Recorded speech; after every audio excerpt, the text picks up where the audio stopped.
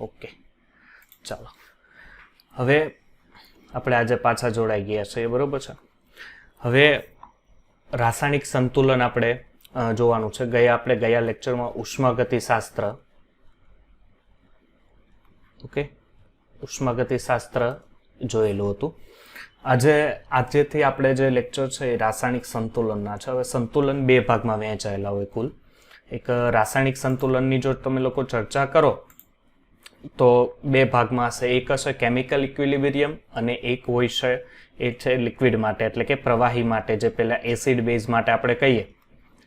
Okay, acid છે, base છે, પછી એના માટે એક ઇક્વિલિબ્રિયમ માટે લઈ શકીએ. ઓકે, તો ચાલો હવે આપણે જે રાસાયણિક સંતુલન માટે જોઈએ. પેલી જ વસ્તુ કે રાસાયણિક સંતુલન માટે ઇક્વિલિબ્રિયમ એટલે શું થશે કે રાસાયણિક પ્રક્રિયાઓ છે, કોઈ પણ રાસાયણિક પ્રક્રિયાઓ છે, બરોબર છે, એ બે પ્રકારની આપણે એમ ખબર છે કે ભાઈ ઉષ્માને આધારે તમે જોવો તો ઉષ્મા શોષક પ્રક્રિયા છે અને ઉષ્માક્ષેપક પ્રક્રિયા છે. હવે એને આધારે આપણે જો ભાગ જોઈએ તો અહીંયા તમને એક એન્થાલ્પી અને વિરુદ્ધ સ્ટેટ ઓફ રિએક્શન તમને આપેલી છે. શું આપેલું છે દીકરા? એન્થાલ્પી વિરુદ્ધ સ્ટેટ ઓફ રિએક્શન, એટલે કે કઈ દિશામાં પ્રક્રિયા આગળ વધી રહી છે. હવે અહીંયા રિએક્ટન્સ છે, અત્યારે ઓલરેડી તમે જુઓ તો અહીંયા રિએક્ટન્સ છે, ઓકે, ત્યાં અત્યારે હાજર છે. હવે હું છે ત્યાંથી રિએક્ટન્સ છે એ આગળ વધીને પ્રોડક્ટ બની રહ્યા છે. હવે પ્રોડક્ટ અને રિએક્ટન્ટ વચ્ચેનો જો એન્થાલ્પી ફેરફાર છે, જો અહીંયા રિએક્ટન્સ હતા, ત્યાંના જો દીકરા અહીંયા જે રિએક્ટન્સ હતા ત્યારે જે એની એન્થાલ્પી હતી એના માટે આપણે એમ લખીએ ડેલ્ટા H1 લખી દઈએ, બરોબર છે. પછી અહીંયા જ્યારે પ્રોડક્ટે પહોંચે છે ત્યારે ડેલ્ટા H2, ઓકે, બે આપણે લખી દઈએ. તમને જેમ ઈચ્છા પ્રમાણે રોમનમાં લખવું હોય તો રોમનમાં આ રીતના લખી શકો. આ વચ્ચે જ્યારે એન્થાલ્પીના ફેરફાર થાય છે, આ એન્થાલ્પીના ફેરફારને તમે ડેલ્ટા H વડે ઉષ્માગતિશાસ્ત્ર પ્રમાણે જોયેલું છે.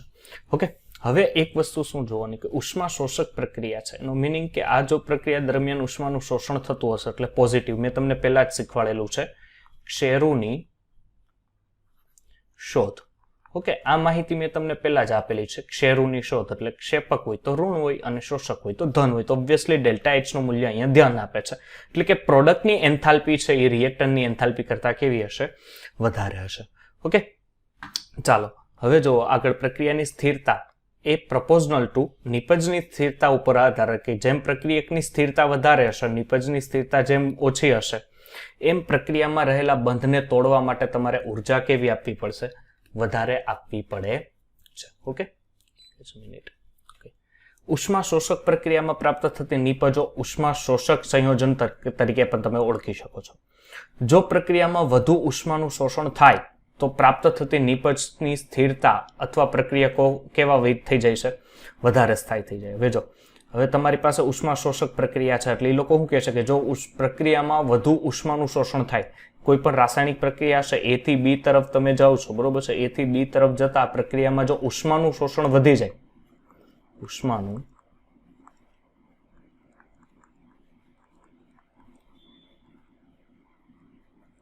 શોષણ જો વધી જાય તો નિપજની જે સ્થિરતા છે એ કેવી થઈ જાય? ઓછી થઈ જાય. આપણે એમ કહી શકીએ નિપજની સ્થિરતા ઓછી થઈ જાય, અથવા ઓબ્વિયસલી એમ કહી શકીએ કે પ્રક્રિયકની સ્થિરતા વધી જાય છે, બરોબર છે. હવે આ રાસાયણિક પ્રક્રિયાઓ છે, હવે એની સ્થિરતા ડિપેન્ડન્ટ કોના ઉપર આધાર રાખે છે? કે પ્રક્રિયાની રાસાયણિક સંતુલન ઉપર આધાર રાખે છે. હવે હું તમને ડાયરેક્ટ જો ઉપરની આ પ્રક્રિયાને આપણે એક નજર ખાલી જોઈ લ્યો કે વિયોજન, એન્થાલ્પી, ગલન છે, બાષ્પીભવન, ઉદ્દીપન કે પ્રકાશ સંશ્લેષણ, પણ હવે એની પછીની પ્રક્રિયા છે એ છે ઉષ્માક્ષેપક પ્રક્રિયા. તો ઉષ્માક્ષેપક પ્રક્રિયા શું કહે છે જુઓ તો. ઉષ્માક્ષેપક પ્રક્રિયા એટલે હું કે ઓબ્વિયસલી સર જે પ્રક્રિયામાં ઉષ્માનું વિનિમય થતો હોય, ઉષ્મા દૂર થતી હોય, બરોબર છે, એ પ્રક્રિયાને ઉષ્માક્ષેપક પ્રક્રિયા તરીકે અમે લઈ શકીએ, બરોબર. પ્રક્રિયકની જે સ્થિરતા છે એ હવે શું થશે? હવે પેલા કરતા ઊંધું થશે. હવે શું થશે કે હવે સર નિપજની જે સ્થિરતા છે, નિપજની સ્થિરતા એ વધારે આવશે. કારણ કે નિપજમાં છે, અહીંયા તમે જુઓ, અહીંયા ફરીથી અહીંયા ધ્યાન આપો, અહીંયા રિએક્ટન્સ છે. આ રિએક્ટન્સથી તમે પ્રોડક્ટ તરફ જઈ રહ્યા છો. ત્યારે એન્થાલ્પીનો જે ફેરફાર છે એમાં પ્રોડક્ટ એટલે હવે નીચે તરફ આવે છે. એટલે કે કુલ જે ડેલ્ટા H છે, એટલે કે પ્રોડક્ટ માઇનસ રિએક્ટન્સ, એ તમારી નેગેટિવ આવે છે. ઓકે, એટલે આમાં નેગેટિવ હોવું બહુ જરૂરી છે કોવિડ કરતા. ઓકે, એટલે નેગેટિવ જરૂર આવે એટલે નિપજની સ્થિરતા કેવી હશે? એમાં ઓબ્વિયસલી વધારે હશે. ચાલો, ઉષ્માક્ષેપક પ્રક્રિયા છે. ઉષ્માક્ષેપક પ્રક્રિયા નિરૂપણ કઈ રીતે કરી શકો? હવે દાખલા તરીકે અહીંયા 1 મોલ કેલેરી છે એ દૂર થાય છે એટલે ઓબ્વિયસલી ખબર પડી કે આ પ્રક્રિયા ક્ષેપક છે. પછી અહીંયા શું છે દીકરા કે A પ્લસ B, અહીંયા ઇટ્સ ગીવ માઇનસ લખે છે, ધ્યાન આપજો, પ્લસ નથી લખતા. એટલે એક ક્ષેપક નિરૂપણ આધારે પણ કહી શકીએ કે આ પ્રક્રિયા ઉષ્માક્ષેપક. અને delta H is equal two minus x calorie તમને દેખાડે તો ઓબ્વિયસલી તમારે જાણ થવી જોઈએ કે આ પ્રક્રિયા ઉષ્માક્ષેપક છે. ઉદાહરણ તરીકે કઈ કઈ પ્રક્રિયા ઉષ્માક્ષેપક છે? એક તો દહન પ્રક્રિયા છે ઉષ્માક્ષેપક છે. કેમ સર? કોઈ પણ તમે બળતણ છે એ બળતણને તમે બાળો છો ત્યારે એમાંથી કંઈક ઉર્જા ઉત્પન્ન થઈ રહે છે એટલે ઓબ્વિયસલી એ પ્રક્રિયા દહન પ્રક્રિયા થઈ ઉષ્માક્ષેપક પ્રક્રિયા. પછી છે તટસ્થીકરણની. તટસ્થીકરણની પ્રક્રિયા એટલે શું થશે? દાખલા તરીકે તમે લોકો કોઈ પ્રબળ બેઝ અને નિર્બળ એસિડ, ઓકે દીકરા, પ્રબળ બેઝ અને નિર્બળ એસિડ વચ્ચે જ્યારે તટસ્થીકરણની પ્રક્રિયા કરાવો છો ત્યારે આ તટસ્થીકરણની પ્રક્રિયા સમયે એના ઉષ્મામાં કોઈ ફેરફાર તમને જોવા મળે છે. અને એ ઉષ્માનો ફેરફાર કેવો હોય તો એ ઉષ્મા હંમેશા એમાંથી બહાર નીકળતી હશે એટલે ઓબ્વિયસલી એ પ્રક્રિયા પણ ક્ષેપક તરીકે વર્તી શકાય. પછી છે શ્વસન પ્રક્રિયા. તો શ્વસન પ્રક્રિયા કોને કહેવાશે? શ્વસન પ્રક્રિયા તો આપણને ખબર છે. ત્યારબાદ એક છે આ રીતના અહીંયા જે ગ્લુકોઝ છે, ગ્લુકોઝનું જ્યારે પ્રકાશ સંશ્લેષણની પ્રક્રિયા થતી ત્યારે ગ્લુકોઝમાંથી જ્યારે વૃક્ષો પોતાનો ખોરાક મેળવે છે ત્યારે O2 નો ઉપયોગ કરીને CO2 અને પાણીના અણુઓ તમે જોઈ શકો છો. પછી છે સર્જન એન્થાલ્પી, કે સર્જન પ્રક્રિયાના પણ અમુક અપવાદ છે જેમાંથી છે કે કાર્બન ડાયસલ્ફાઇડ તમે લોકો બનાવતા હો, બરોબર છે, તો કાર્બન પ્લસ સલ્ફર છે, ડાયસલ્ફર છે, એમાંથી કાર્બન ડાયસલ્ફાઇડ છે. ખરેખર આ પ્રક્રિયા ક્ષેપક હોવી જોઈએ, બરોબર છે. ક્ષેપક એટલે કે મીન્સ કે એમાંથી કાર્બન ડાયસલ્ફાઇડનું સર્જન થાય છે એટલે એ નેગેટિવ હોવી જોઈએ. ખરેખર એ અપવાદ તરીકે કઈ છે? પોઝિટિવ, કારણ કે એમાં તમારે આ બેને મિશ્રણ કરવા માટે તમારે એને કંઈક ઉર્જા આપવી પડે છે. પછી છે ટ્રાયક્લોરાઇડ, બરોબર છે, નાઇટ્રોજનનો ટ્રાયક્લોરાઇડ છે. પછી કદાચ હોય નાઇટ્રિક ઓક્સાઇડ છે, ડાયનાઇટ્રોજન ઓક્સાઇડ છે, ડાયોક્સાઇડ છે, નાઇટ્રોજનનો ડાયોક્સાઇડ છે, નાઇટ્રોજનનો ટેટ્રોક્સાઇડ છે, બરોબર છે. પછી છે O2F2 ની પ્રક્રિયા, જ્યારે પ્રક્રિયા કરો એટલે OF2 અથવા O2F2 બને તો આ પ્રક્રિયા ખરેખર આ બધાનું સર્જન થઈ રહ્યું છે. સર્જન એન્થાલ્પી તમને ખબર જ છે ને, સર્જન એન્થાલ્પી કોને કહેવાશે? ઓકે, કારણ કે આપણે ઉષ્માગતિશાસ્ત્રમાં ભણેલા છે. સર્જન એન્થાલ્પી એટલે શું થશે કે જ્યારે કોઈ પણ સંયોજન છે એ પોતાની મૂળ અવસ્થામાં હાજર હશે, બરોબર છે. મૂળ અવસ્થામાં એટલે કે જે ટોપિક ઉપર આપણે કહીએ કે ભાઈ જે મૂળ અવસ્થા હોય, કે દાખલા તરીકે H2 છે તો H2 ગેસીસમાં જ હોય, તો એ મૂળ અવસ્થામાં જો એ પ્રાપ્ત હોય ત્યારે જે એમાંથી કોઈ સંયોજનનું નિર્માણ કરે તો એની સર્જન એન્થાલ્પી થશે. ઓકે, ચાલો નેક્સ્ટ છે. હવે પ્રક્રિયાઓ બે પ્રકારની હોય, બરોબર છે. સંતુલન પ્રક્રિયા, આપણે જે સંતુલન એટલે શું થશે કે એ પ્રક્રિયાઓ, સંતુલન એટલે એક વસ્તુ યાદ રાખજો કે સંતુલન કોને કહેવાય છે કે સંતુલન એટલે જ્યારે પ્રક્રિયા A માંથી તમને કોઈ, એક જ મિનિટ અહીંયા ધ્યાન આપજો, કે પ્રક્રિયા A plus B it's give C plus D. Okay, આ પ્રક્રિયકો છે. અત્યારે અહીંયા પ્રક્રિયકો આપણે લઈએ, ઓકે, પ્રક્રિયકો છે અને આ તરફ છે નિપજો. તો પ્રક્રિયકોમાંથી જ્યારે એ નિપજોમાં જાય છે ત્યારે એ પ્રક્રિયકોમાંથી નિપજોમાં જે સમયે જતું હશે એક સમયે શું થશે કે પ્રક્રિયકો સંપૂર્ણ નિપજોમાં રૂપાંતરણ પામી ગયા હશે, બરોબર છે. સંપૂર્ણ પ્રક્રિયકો નિપજોમાં રૂપાંતરણ પામી ગયા હશે. ઓકે, ચાલો, એટલે પ્રક્રિયકોમાંથી નિપજોમાં એ જઈ રહ્યા છે એટલે કે એમના વચ્ચે એક સંતુલન સ્થપાશે. હવે સંતુલન સ્થપાય એની પહેલા પ્રક્રિયકો બે પ્રકારે હોઈ શકે. એક પ્રક્રિયકોમાંથી નિપજોમાં જઈ શકે, ઓકે, એક પ્રક્રિયકોમાંથી નિપજોમાં જઈ શકે અને નિપજોમાંથી પાછા ફરીથી એ પ્રક્રિયકોમાં આવી શકે, બરોબર છે દીકરા. જો અત્યારે મારાથી બોલાય એટલું 1 કલાક જેટલું બોલાય કે એટલી તાકાત તો નહીં હોય, પણ થોડીક તોય તમે થોડાક દિવસ સહન કરી લેજો, પછી વાંધો નહીં. પાછી જેવી ગાડી લાઈન ઉપર આવી જશે તો બે પ્રકારની પ્રક્રિયાઓ હશે. એક પ્રતિવર્તી પ્રક્રિયાઓ હશે અને એક અપ્રતિવર્તી પ્રક્રિયાઓ છે. ઓકે, પ્રતિવર્તી પ્રક્રિયાઓ એટલે કે જેમાંથી પ્રક્રિયકોમાંથી નિપજોમાં તો જશે અને નિપજોમાંથી ફરીથી પાછા પ્રક્રિયકોમાં આગળ વધશે. એટલે કે રાસાયણિક પ્રક્રિયા કે જેમાં નિપજોનું પ્રક્રિયામાં રૂપાંતરણ થઈ શકે, બરોબર છે. એટલે કે પ્રક્રિયા રિવર્સેબલ થઈ શકે, જેને તમે ઇંગ્લિશમાં રિવર્સેબલ આપણે કહીએ છીએ. અપ્રતિવર્તી પ્રક્રિયા એટલે ફક્ત ને ફક્ત પ્રક્રિયકો છે એ નિપજ તરફ જ આગળ વધશે, પણ નિપજથી પાછા પ્રક્રિયકો બની શકતા નથી. ઓકે, કદાચ આપણી પાસે ઉદાહરણ છે કે AgNO3 છે, એની પ્રક્રિયા NaCl સાથે પ્રક્રિયા Ag+ છે. ઓકે, Ag+ હોય, NO3- છે, Na+ છે, Cl- છે. એ પ્રમાણે તમને AgCl આપે તો AgCl માંથી ફરીથી તમે કન્વર્ટ કરીને NaCl કે AgNO3 બનાવી શકતા નથી. એમાંથી તમને NaNO3 કે એ તમને પ્રાપ્ત થાય છે. ઓકે, પ્રક્રિયા પુરોગામી તેમજ પ્રતિગામી દિશા બંનેમાં. પુરોગામી દિશા એટલે કઈ દિશા કહેવાશે? પુરોગામી એટલે હંમેશા યાદ રાખવાનું ડાબાથી જબા તરફ, એટલે મીન્સ કે ડાબી તરફથી જમણી તરફ આ પુરોગામી દિશા હશે. અને પ્રતિગામી દિશા એટલે જબાથી ડાબા તરફની ગતિ હશે તો એને પ્રતિગામી દિશા કહેવાશે. આ પ્રક્રિયા બંધ પાત્રમાં વધારે શક્ય છે. પ્રક્રિયા સંતુલન પ્રાપ્ત કરે છે. સંતુલન એટલે કે બે બાજુ સરખી રીતે વહેંચાયેલી રહે છે. અહીંયા ધ્યાન આપજો, અપ્રતિવર્તીમાં તમે આવો, ઇનરિવર્સિબલમાં આવો તો ઇનરિવર્સિબલમાં પ્રક્રિયા ફક્ત પુરોગામી દિશામાં જ આગળ વધે છે, પ્રતિગામી દિશામાં આગળ વધી શકતી નથી. તેમાં કોઈ પણ પ્રકારનું આ પ્રક્રિયામાં સંતુલન હોતું નથી. બરોબર છે કે સર આ તો નિપજો તો બધી મને પ્રાપ્ત થશે જ, મને બધી નિપજો તો પ્રાપ્ત થાય છે, પણ નહીં, એમાં કોઈ સંતુલન પ્રાપ્ત થઈ શકતું તમને નથી. પ્રક્રિયકનું સંપૂર્ણપણે ક્યારેય નિપજોમાં રૂપાંતરણ, કારણ કે પ્રતિવર્તી ઓબ્વિયસલી કેવી હશે કે એ નિપજો પ્રક્રિયકોમાંથી નિપજોમાં કન્વર્ટ થતી રહી હશે.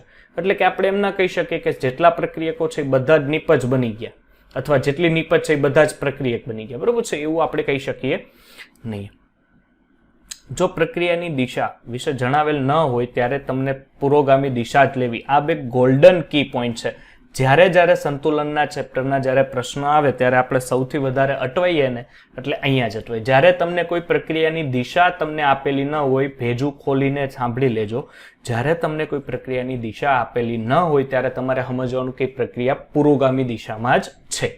First point. સેકન્ડ, કે પ્રતિવર્તી પ્રક્રિયામાં જો પુરોગામી પ્રક્રિયા ઉષ્માક્ષેપક હોય, ખાસ યાદ રાખજો, પ્રતિવર્તી પ્રક્રિયા એટલે કે રિવર્સિબલ પ્રક્રિયામાં પુરોગામી પ્રક્રિયા એટલે કે ડાબીથી જમણી તરફ જતી પ્રક્રિયા જો ઉષ્માક્ષેપક હોય તો પ્રતિગામી પ્રક્રિયા હંમેશા ઉષ્મા શોષક જ હોય. મેં તમને ઉષ્માગતિશાસ્ત્રમાં પણ ભણાવેલું છે. દાખલા તરીકે હું અહીંયા કહું કે N2, એક જ મિનિટ, અહીંયા હું તમને માહિતી આપી દઉં.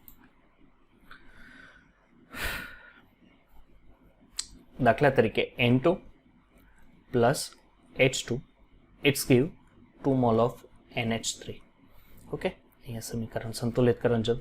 હવે દાખલા તરીકે આ પ્રક્રિયા છે, બરોબર છે, આપણે આ લાઈન એને નીચે ટેગ લાઈન રાખીએ.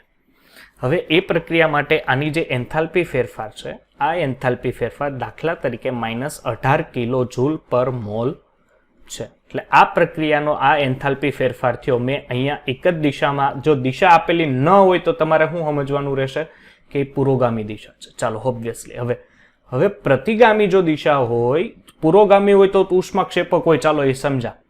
પણ જો પ્રતિગામી દિશા હોય તો પ્રતિગામી ઉષ્મા શોષક થાય એટલે પ્રક્રિયા તેનાથી ઉલટી થઈ જાય, ને ઉલટી પ્રક્રિયા થઈ જાય એટલે આ પ્રક્રિયાથી શું થશે કે અહીંથી સર મને N2 અને 3 મોલ ઓફ H2 મને પ્રાપ્ત થાય તો એની એન્થાલ્પી પણ ઊંધી થાય, અને એન્થાલ્પી હવે કેવી આવશે? પ્લસ કિલો જૂલ પર મોલ જેટલી મને એમાંથી ઉષ્મા પ્રાપ્ત થાય છે. ઓકે, ચાલો તો નેક્સ્ટ આપણે જઈએ. ઓકે, તો સંતુલન ઉપર આટલી વસ્તુ, તમને સંતુલનની થોડીક સામાન્ય માહિતી જ હતી, બરોબર છે, એના વિશે ખ્યાલ આવી ગયો છે. ચાલો પછી સંતુલન આપણે જે એનું સક્રિય દળ છે, સક્રિય દળ વિશે અહીંયા જોશું.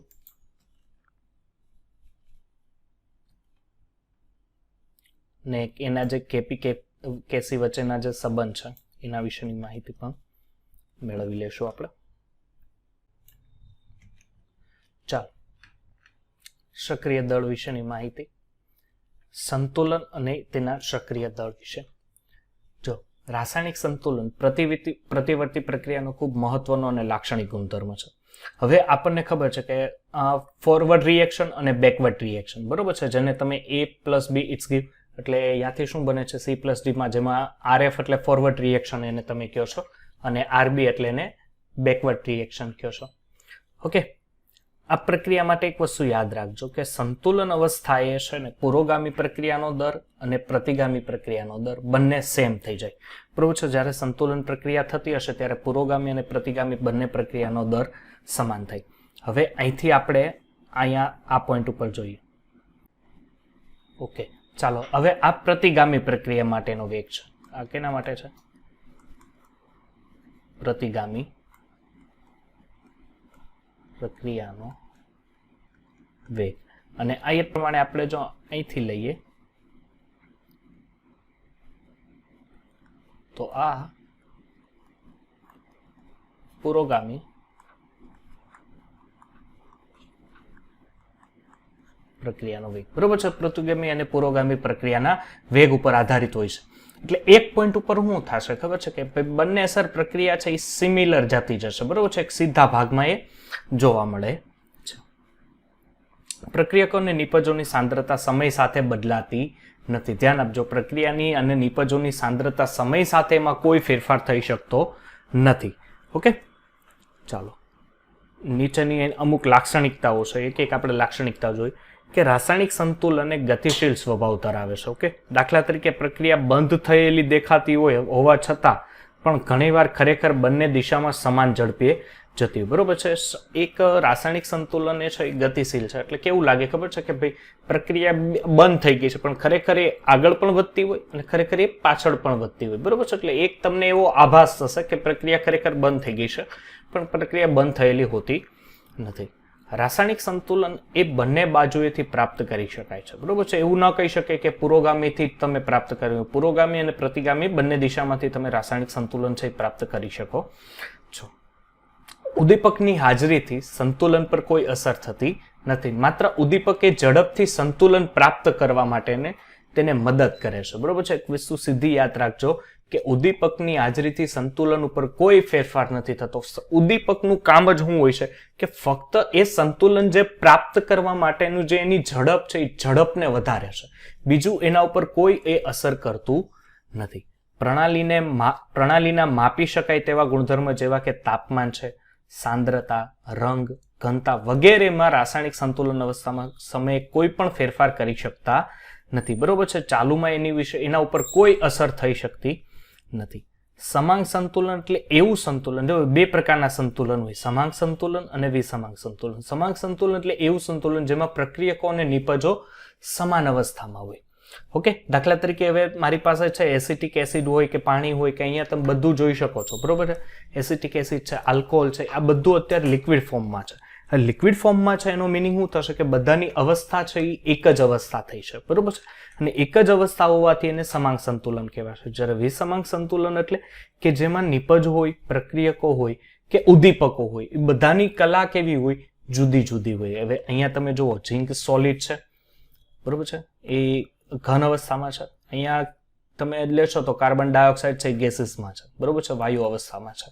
પાછો અહીંયા આવો તો ઝિંક સોલિડ. એટલે એવા સંતુલનને કેવું સંતુલન કહેવાય છે? વિસમાંગ સંતુલન તમે એને કહી શકો.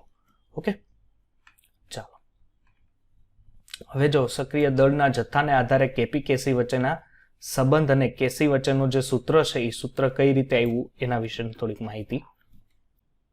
ચાલો હવે સક્રિય દળના જથ્થા અને સંતુલન આધારિત છે માહિતી કે સંતુલન અચળાંકની તારવણી. હવે જો ગુલ્સબર્ગ અને વાગ, બરોબર છે, વેગ, બરોબર છે. હવે ઘણી વાર આને પ્રોનાઉન્સ વાગ પણ કહે છે અને વેગ પણ કહે છે, આપણે વાગ રાખીએ.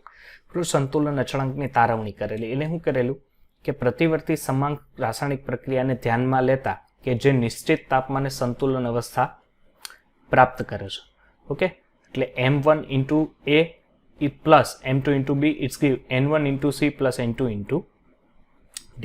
ઓકે, હવે જો અહીંથી બે પ્રક્રિયા છે, અહીંયા ધ્યાન આપજો કે m1 into a plus m2 into b, it's give n1c plus n2d. હવે એના માટે રિટાર્ડેશન ફેક્ટર એટલે કે ફોરવર્ડ રિએક્શન માટે, એટલે ફોરવર્ડ રિએક્શન કોના માટે હોય? પ્રક્રિયકો માટે જ રહેવાની ફોરવર્ડ રિએક્શન. એટલે આ જે એનો m1 અને m2 શું છે ખબર છે? એનો તત્વયોગમિતીય ગુણાંક છે.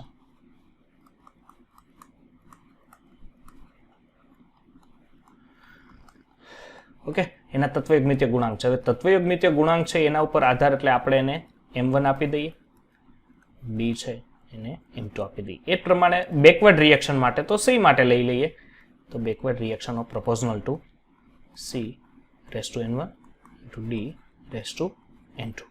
ઓકે, આના માટે લખીએ. હવે પ્રપોઝનલ ટુ છે, પ્રપોઝનલ ટુ જો હું કાઢું તો મને નવો અચળાંક મળશે કે, જે અહીંયા મેં લખેલો છે.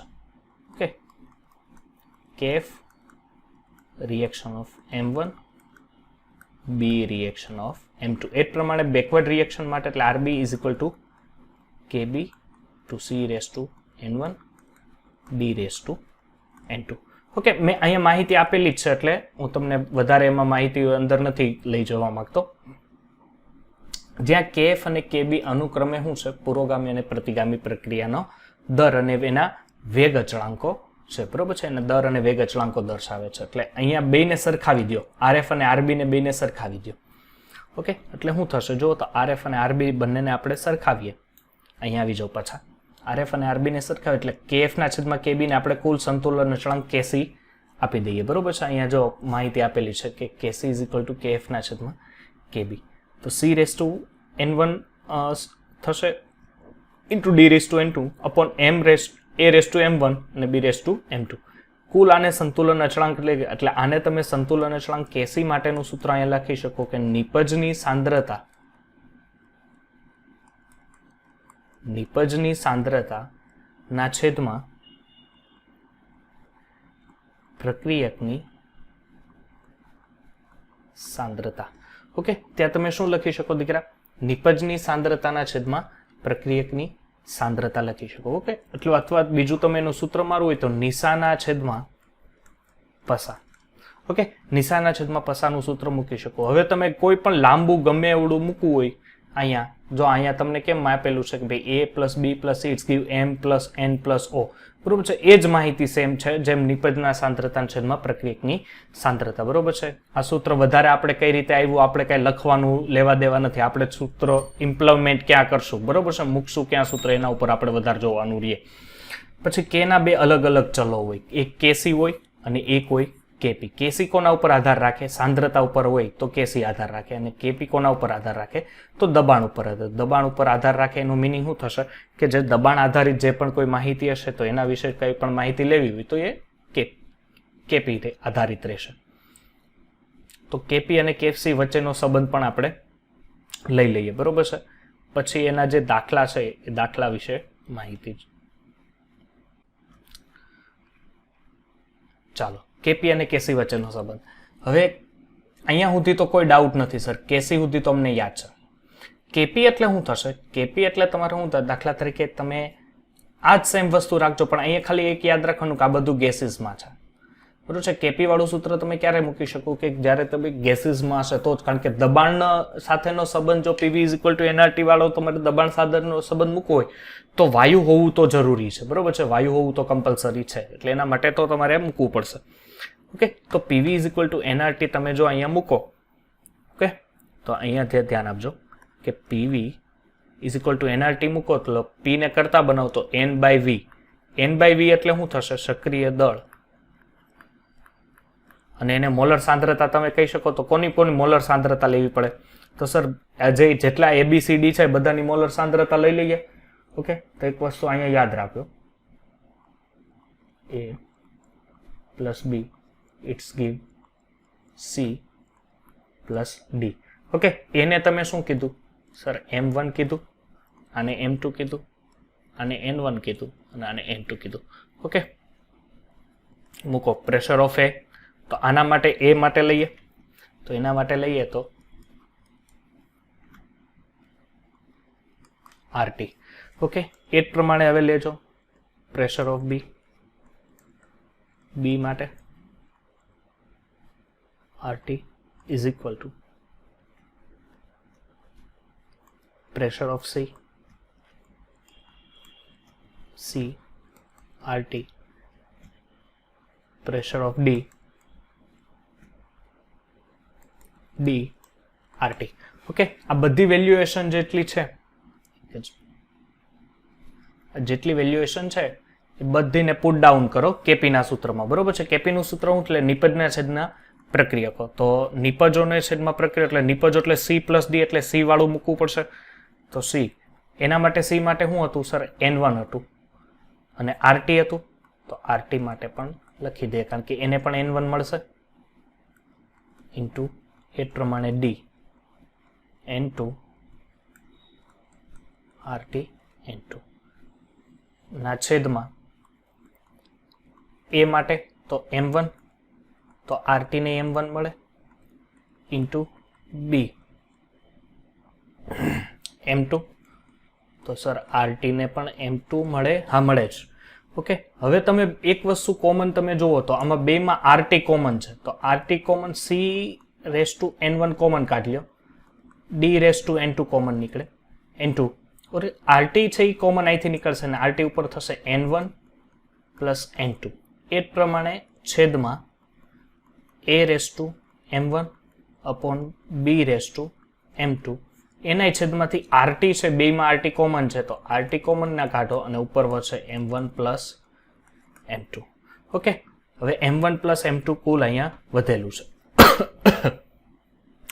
આ કોનું સૂત્ર હતું સર? આ સૂત્ર તો મને કેસી નું દેખાય છે, કારણ કેમ સાહેબ કેસી નું આર્યું જોવો તો હું અહીંયા જેને રાઉન્ડ કરું છું લાલ ભાગ એ નોટિસ કરો અને એક અહીંયા લાલ ભાગ રાઉન્ડ કરું છું એ નોટિસ કરો, તો એ તો સર કેસી નું સૂત્ર થયું.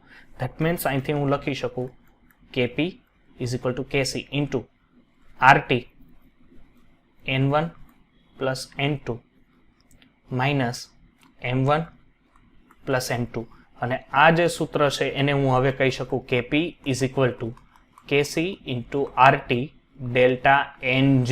NG હું કામ કહી શકું સર? એ ગેસીસ અવસ્થા માટે મોલના સંખ્યા છે, બરોબર છે, કારણ કે તત્વયોગમિતીય ગુણાંકી એના મોલ જ કહેવાય.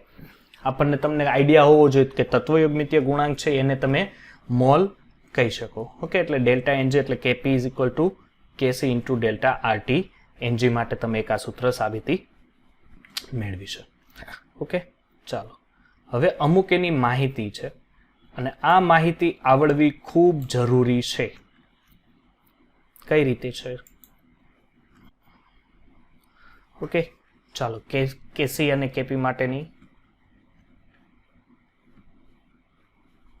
ચાલો શું છે કે પહેલી જ વસ્તુ એક અહીં સૂત્ર લખી નાખીએ એટલે ઉપાધિની KP = KC RT delta NG. જો ડેલ્ટા NG જે છે, જે મોલનો ફેરફાર જે છે, મોલનો ફેરફાર જો 0 હોય તો RT ની શૂન્ય ઘાત થાય, ને RT ની શૂન્ય ઘાત થાય એટલે KP = KC થઈ જાય. ઓકે, એટલે આ પ્રક્રિયા માટે, આ કિસ્સા માટે KP અને KC એકમ ધરાવતા નથી. બીજી વસ્તુ, જો ડેલ્ટા NG પોઝિટિવ થાય તો ડેલ્ટા NG જો પોઝિટિવ થાય તો એનો મિનિંગ કે આ મૂલ્ય આખું પોઝિટિવ થાય, આ મૂલ્ય જે છે આ આખું મૂલ્ય પોઝિટિવ થાય, ને આખું મૂલ્ય પોઝિટિવ થાય એનો મિનિંગ KP કેવો થઈ જાય? વધી જાય. ઓકે, એટલે અહીંયા તમે જુઓ આના માટે ડેલ્ટા NG કેટલો થશે? ડેલ્ટા NG આના માટે આ બાજુ ડેલ્ટા NG એટલે શું થાય? એક જ મિનિટ. ડેલ્ટા NG એટલે શું થશે? પ્રક્રિયકો માઇનસ નિપજો, સોરી નિપજ માઇનસ પ્રક્રિયકો, એટલે નિપજ માઇનસ પ્રક્રિયકો એટલે આ બાજુ કેટલા મોલ છે? આ બાજુ કાંઈ નથી એટલે 1 મોલ, આ બાજુ કાંઈ નથી એટલે 1 મોલ, એટલે આ બાજુ 2 મોલ અને આ બાજુ 1 મોલ, એટલે આ બાજુ કુલ ડેલ્ટા NG કેટલો આવ્યો? 1 આવ્યો એટલે પોઝિટિવ આવ્યો, અને પોઝિટિવ આવ્યો એટલે શું થશે? KP નું મૂલ્ય મોટું થશે. એ પ્રમાણે અહીંયા આવી જાવ તો આ પ્રક્રિયા માટે, તો એના માટે આ બાજુ કેટલા મોલ? ડેલ્ટા NG = 4 - 2 એટલે કેટલા આવ્યો? પોઝિટિવ. હવે એ નથી જોવાનું કે એક પોઝિટિવ આવે કે બે, તો પોઝિટિવ આવે એ આપણે જોવાનું રહેશે. ઓકે, ત્યારબાદ આપણે જોઈ લો નેગેટિવ, ડેલ્ટા NG નેગેટિવ. હવે તો ઊંધું થઈ ગયું એનાથી, એ જ વસ્તુ પણ ડેલ્ટા NG માટે સૂત્ર એ જ રહેશે, નિપજ માઇનસ પ્રક્રિયા, પણ આ બાજુ હવે 2 - 4 રહેશે ને એટલે -2 આવશે, ધેન નેગેટિવ આવશે, તો જેનો મિનિંગ ઓબ્વિયસલી KC નું મૂલ્ય કેવું હશે? વધી જશે અને KP નું મૂલ્ય ઓછું થશે. નજર મારી લો ચાલો એકવાર એના ઉપર.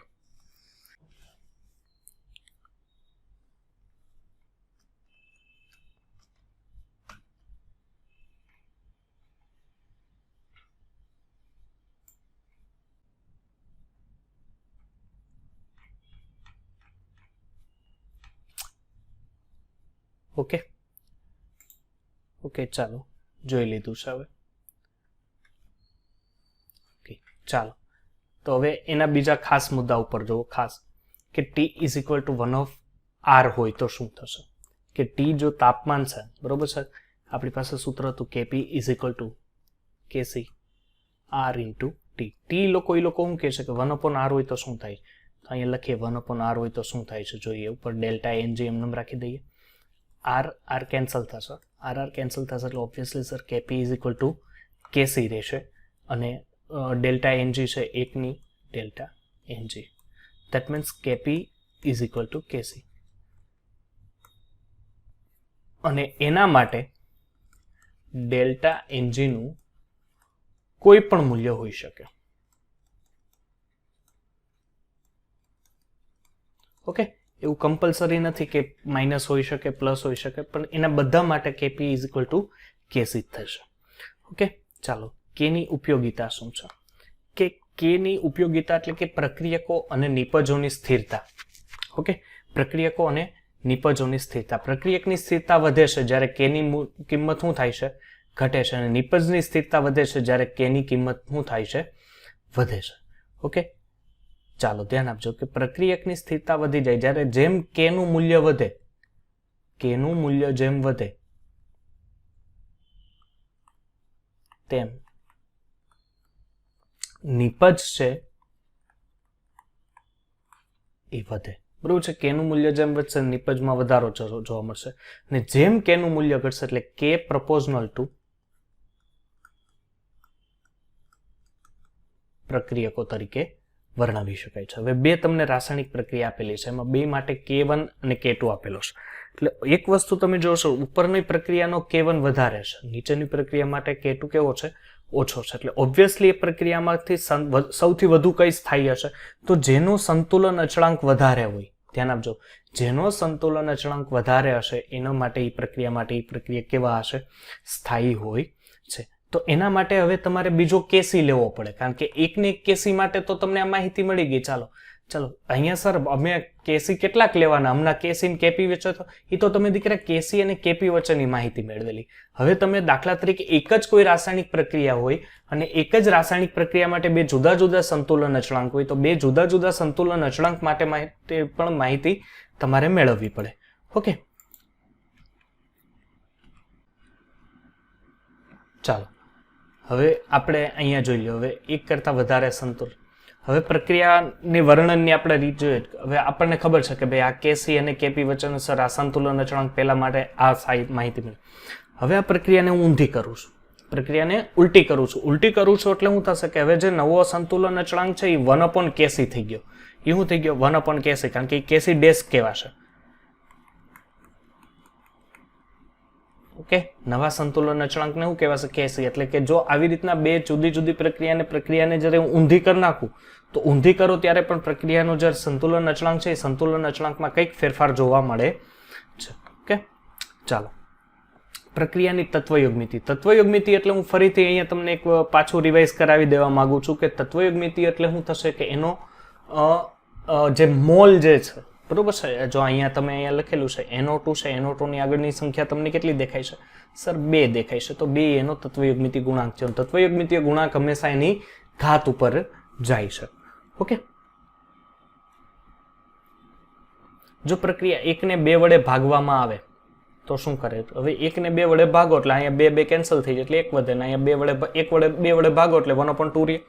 અહીંયા પણ 2 કેન્સલ થશે કારણ કે આને 2 વડે ભાગો એટલે 2 કેન્સલ. તો એના માટે નવો સંતુલન અચળાંક કેસી ડેસ્ક લઈ શકાય. બરોબર છે? જો બે સંતુલન અચળાંક હોય તો કેસી તમે શું કરેલું? બરોબર છે, આ કેસી લીધેલો અને તમે 2 વડે ભાગેલો, ભાગો નહીં કાંઈ નહીં, અંડર રૂટ આપી દો તો પણ ચાલે. અંડર રૂટ ન આપવું હોય તો KC dash is equal to KC 1/n, જેને તમે સોલ્યુબિલિટી પ્રોડક્ટમાં પણ તમે જોયેલું હતું. બરોબર છે? કેએસપી આપણે આગળ આવશે હમણાં. હવે જો પ્રક્રિયા 1 ને 2 વડે ગુણતા, હવે આ જ પ્રક્રિયા છે, આ જ રાસાયણિક પ્રક્રિયા છે, હવે એ લોકો એને ગુણવાનું કહે છે, તો તમારી પાસે શું હતું કે તમારે એને ગુણવાનું કહે. જો n વડે ગુણાકાર કરવાનું કહે, ભાગાકાર કરવાનું કહે, તો આ બે સૂત્ર તમારે યાદ રાખવાના રહીએ. ઓકે, બે સૂત્ર IMP આપણા માટે મહત્વના રહીએ. હવે એક કરતા વધારે તબક્કામાં જ્યારે પ્રક્રિયા થતી હોય, હવે અહીંયા જો તમે પ્રક્રિયા જો, પહેલું શું થાય છે કે SO2 માંથી +1/O2 it's react with O2 એટલે SO3 આપે, ત્યારે તમને સંતુલન અચળાંક મળે છે K1. એ જ પ્રમાણે NO2 છે, એમાંથી એનો બનાવે છે અને એ જ પ્રમાણે O2 અહીંથી પ્રાપ્ત એટલે K2. એટલે બે પ્રક્રિયા સમીકરણો તમને રાસાયણિક સંતુલન અચળાંક છે એ તમને બે સમીકરણો દ્વારા મળે છે. એ બે સમીકરણોના રાસાયણિક સંતુલન અચળાંક છે એનો ગુણાકાર કરો એટલે તમને કુલ રાસાયણિક પ્રક્રિયા છે એના ઉપરથી પણ રાસાયણિક સંતુલન અચળાંક પ્રાપ્ત થાય છે. ઓકે, ચાલો હવે એના અમુક જે માહિતી છે સંતુલન અચળાંક વિશેની, બરોબર છે, સંતુલન અચળાંક વિશેની માહિતી અને એના MCQ થોડાક એકાદા બે છે એ આપણે જોઈ લઈએ. બરોબર છે, ચાલો MCQ જોઈએ. સરસ સરસ, પેન બેન લઈને બેસી જશો.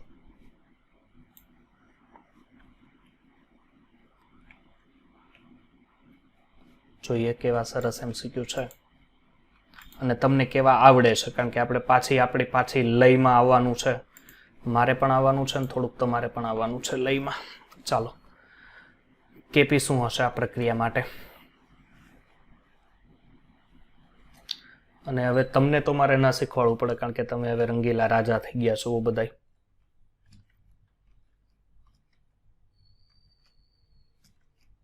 ચાલો, આ પ્રક્રિયા માટે પહેલા તો KP લઈએ.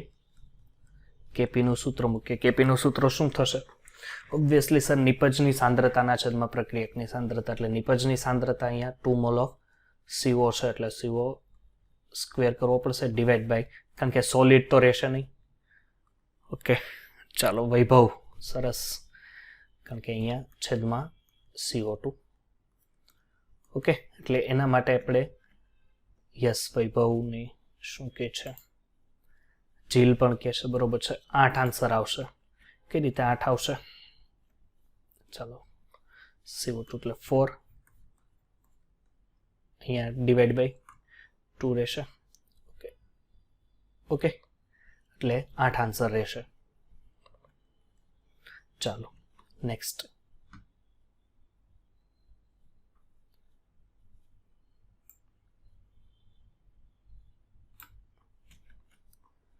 ચાલો જોઈએ આન્સર જોઈએ. ચાલો ફટાફટ શું થશે?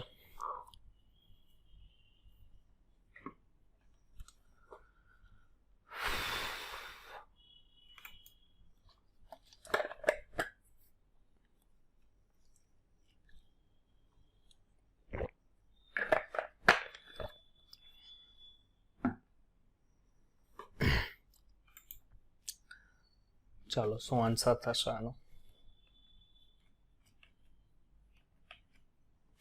હવે તમને એક ઇક્વેશન આપેલું છે N2 એમોનિયા માટેનું. તો હવે N2 plus 3 mol of H2 it's give 2 mol of NH3 અને એના માટે એક સંતુલન અચળાંક આપેલો છે K. કેશવ, બરોબર છે. C જોઈએ આપણે દીકરા. હવે એના માટે બીજું રિએક્શન છે, એનામાંથી ઊંધી રિએક્શન છે. ઓકે, ઊંધી રિએક્શન છે અને સાથે સાથે 2 વડે ભાગેલી પણ છે. જોયું? ખબર પડે છે બંને રિએક્શન આ રીતના ઓળખતા ખબર પડશે. ઊંધી રિએક્શન છે અને દીકરા સાથે સાથે 2 વડે પણ એને ભાગેલી પણ રિએક્શન છે. એટલે સંતુલન અચળાંક ધારો કે આના માટે આપણે K1 લઈએ તો આના માટે ઓબ્વિયસલી K2. વૈભવ ડી કે છે, જોઈએ આના માટે ઓબ્વિયસલી આપણે K કહીએ. ઓકે, ચાલો જોઈએ. તો આ પ્રક્રિયા માટે પહેલા તો સંતુલન અચળાંક આના માટે લખી લઈએ કે ભાઈ K1 અને K2 શું થશે. K1 into K2 ammonia divide by N2 H2 3 આપણે લેવું પડશે. હવે અહીંયા શું કરેલું છે એ લોકોએ, આને N2 H2 પણ 3/2 ડિવાઈડ બાય NH3. ઓકે, આ રીતના રિએક્શન હવે તમને આપેલું છે. હવે એક વસ્તુ તમે અહીંયા જુઓ ને તો અહીંયા એક વસ્તુ મને ખબર પડે કે સર અહીંયા આને ભાગેલા છે 2 વડે, એટલે આ રીતના ડિવાઈડ બાય 2 કરેલા છે. અને ડિવાઈડ બાય જો 2 કરેલા હોય તો અહીંથી હવે કોઈ શંકાને સ્થાન નથી, કારણ કે પ્રક્રિયાની આન્સર મળી ગયો છે મને. ઓકે, કારણ કે સ્ક્વેર અહીં તમે ઇન્ટુ કરશો એટલે એનો સ્ક્વેર થશે.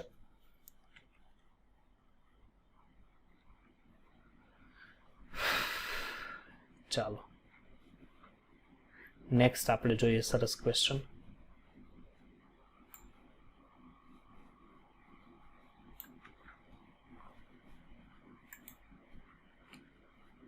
ચાલો શું થશે આનો આન્સર?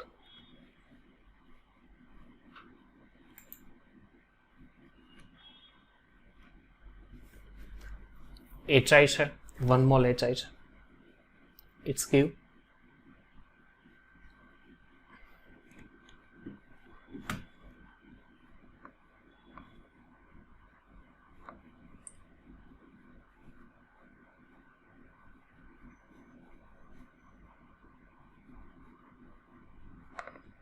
ચાલો ફટાફટ આન્સર કહો, શું થશે આન્સર?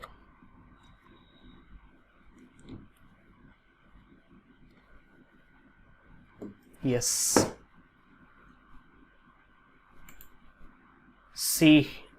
કેશવ ડી કે છે કે જીલ સી કે છે? વૈભવ ડી કે છે. હા બરોબર છે, ડી આન્સર આવશે. કઈ રીતે આવશે જોઈ લઈએ. જો હવે તમને અહીંયા આપેલું છે HI, it's give H2 plus I2. Okay, H2 plus I2 સંતુલન અચળાંક તમને આપેલો છે K8. ઓકે, હવે બીજી રાસાયણિક પ્રક્રિયા છે એમાં શું થાય છે કે આ પ્રક્રિયા માટે પહેલા તો આના લખી નાખીએ. એટલે 1/2 H2 છે ને, એક જ મિનિટ, 1/2 છે, 1/2 છે I2 1/2 divide by HI. Okay, હવે HI ને પેલી તરફ કરવું એટલે H2 અને I2 માટે આના માટે સંતુલન અચળાંક તમને કેટલો આપેલો છે? 8 આપેલો છે. એ લોકો આ રાસાયણિક પ્રક્રિયા માટે આપેલો છે, એટલે ખાસ કરીને જો ભેગું ન થવું જોઈએ. આ રાસાયણિક પ્રક્રિયા માટે સંતુલન અચળાંક તમને આપેલો છે. એટલે હવે એના માટે નવો, કારણ કે આ રાસાયણિક સંતુલન પ્રક્રિયા માટે નવો અચળાંક લેવો પડશે. નવો અચળાંક લઉં એની કરતાં એક કામ કરું, અને જ ઊંધી પ્રક્રિયા કરી નાખ. એટલે આ HI છે એનો જ આ સ્ક્વેર થઈ જાય છેદમાં H2 અને I2 આવી ગયો, છેદમાં H2 અને I2 આવી ગયો એટલે આ શું થશે? 1/8 થઈ ગયું, કારણ કે આ K ડેશ હજી ન ખબર પડી હોય તો 1/K, કારણ કે આ ઊંધી થઈ ગઈ ને પ્રક્રિયા, એટલે અહીંયા સ્ક્વેર એટલે 88 64 K ડેશ તમને કેટલો આવશે? 1/64. એટલે આન્સર ડી.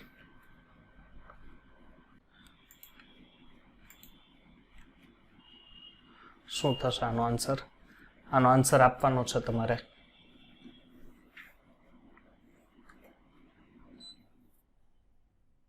શું આન્સર આવશે આનો?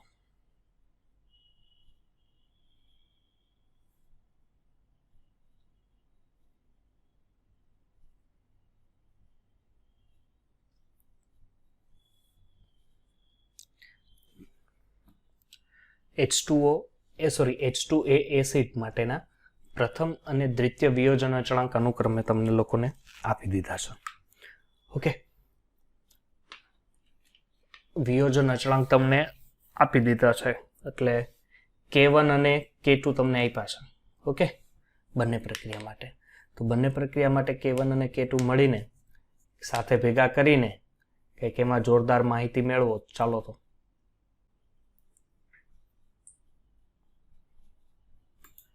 ચાલો ફટાફટ.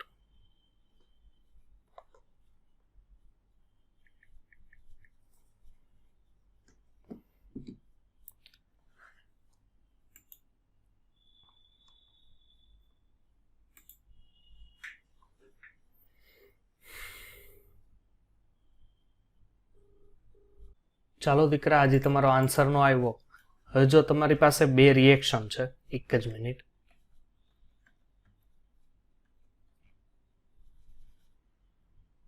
ઓકે, બે રિએક્શન છે. કઈ રીતે બે રિએક્શન થાય સર? એક તો જો પેલી વસ્તુ કે H2 છે, H2A છે, એમાંથી બે વિભાજન પડશે એટલે H2A છે, એમાંથી અહીંયા આપણે વિભાજન પાડીએ એટલે પેલું શું પડે કે H પ્લસ અને HA માઇનસ. ઓકે, અને સેકન્ડ રિએક્શન માટે શું થશે? સેકન્ડ રિએક્શન માટે હવે વધેલો HA છે એ વધેલો H પ્લસ છૂટો પડશે એટલે અહીંયા A માઇનસ. બંને પ્રક્રિયા માટે રાસાયણિક સંતુલન અચળાંક તમને આપેલા છે. આના માટે કેટલો આપ્યો છે? 1 × 10⁻5. જો હું આખું નથી લખતો, ખાલી અહીં K1 લખી નાખું. K2 આના માટે આપ્યો છે 5 × 10⁻16. ઓકે, બંને માટે તમને રાસાયણિક પ્રક્રિયા માટે સંતુલન અચળાંક આપેલો છે. બંનેના સંતુલન અચળાંક છે, બરોબર છે. સંતુલન અચળાંક વિશે ગણતરી કરો. K1 અને K2 લ્યો.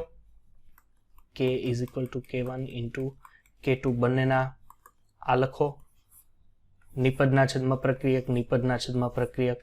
ઓકે, બંને માટે લ્યો, સમીકરણ સંતુલિત કરો અને K1 અને K2 એના માટે મેળવો.